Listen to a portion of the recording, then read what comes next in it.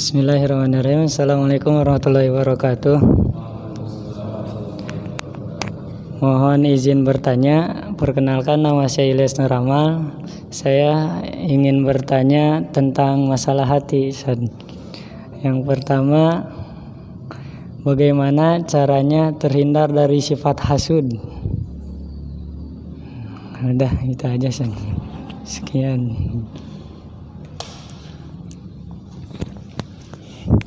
Baik, bismillahirrahmanirrahim. Assalamualaikum warahmatullahi wabarakatuh. Ada pertanyaan yang bagus ya dari Ilyas. Bagaimana agar terhindar dari sifat hasud? Hasud itu tidak semuanya buruk. Ada dua hasud yang dikecualikan, atau biasa orang menyebutnya ghibthah. Apa dua hasud yang diperbolehkan?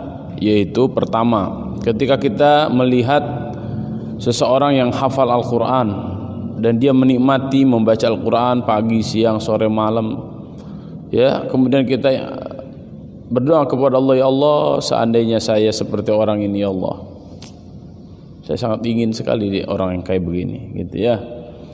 Yang kedua adalah ada orang yang diberikan oleh Allah Subhanahu wa taala harta, kemudian dia berinfak dengan hartanya itu pagi, siang, sore, malam, bahkan mungkin sampai hartanya habis dia infakkan untuk agama ini, ya, maka hasud yang seperti ini yang dibolehkan. Adapun hasud yang tidak dibolehkan adalah hasud selain ini, selain dua ini, maka hasudnya tidak dibolehkan. Bagaimana caranya agar kita terhindar dari sifat hasud? Hasud ini urusan hati, dan hati ini yang menggenggam adalah Allah Subhanahu wa taala. Maka kita berdoa kepada Allah, semoga kita tidak memiliki hati yang kotor. Di antara doanya adalah Bismillahirrahmanirrahim. Allahumma ati nafsi taqwaha wa zakkiha anta khairu man zakkaha anta waliyuha wa maulaha.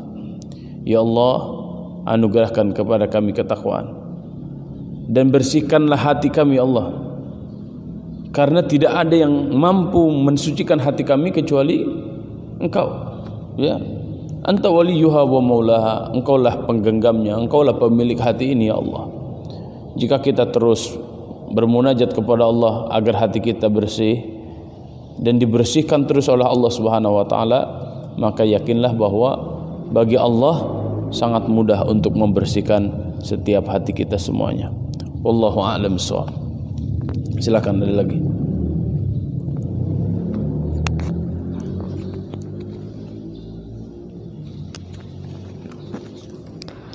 Bismillahirrahmanirrahim. Assalamualaikum warahmatullahi wabarakatuh. Nama saya Iqbal Hakim. Ingin bertanya tentang hari kiamat. Saya pernah mendengar, walaupun hadis ini dhaif, tapi saya ingin meminta pendapat Ustadz. Bagaimana pendapat Ustadz tentang terjadinya dukhon dan waktu penetapannya yang simpang siur bertepatan pada tanggal 15 Ramadan tahun ini, Ustadz? Itu saja, Ustadz. Sekian.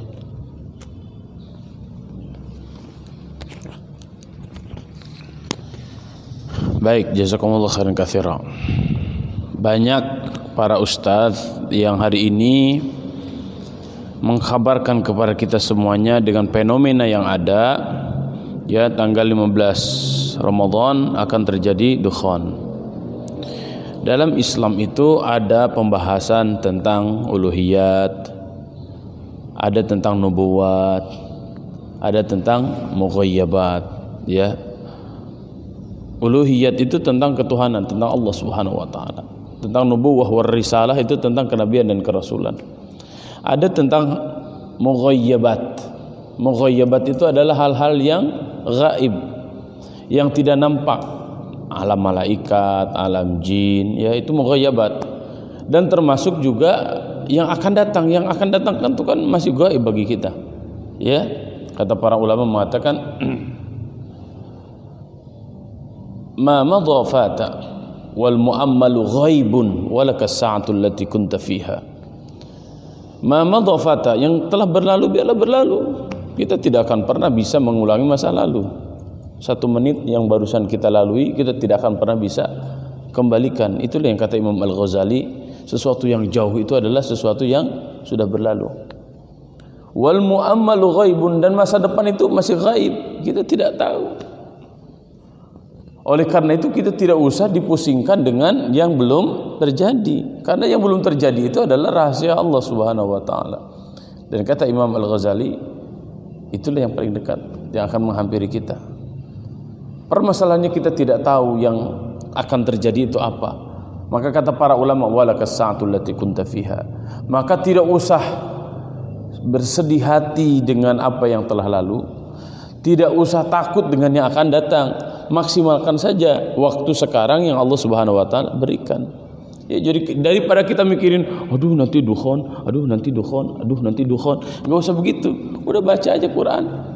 Ibadah aja yang benar sama Allah. Mau terjadi dukhon, mau tidak terjadi dukhon, itu urusan Allah. Urusan kita adalah beribadah kepada Allah Subhanahu wa taala secara maksimal.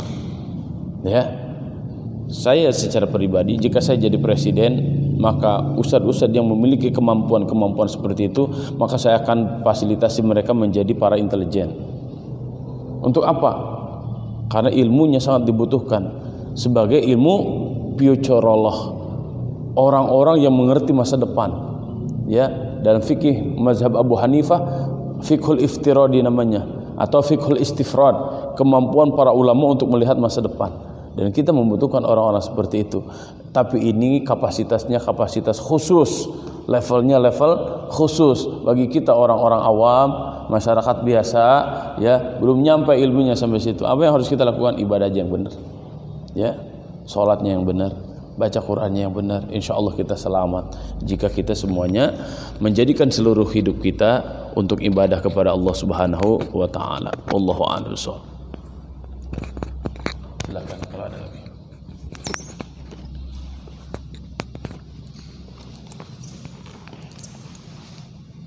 Assalamualaikum warahmatullahi wabarakatuh.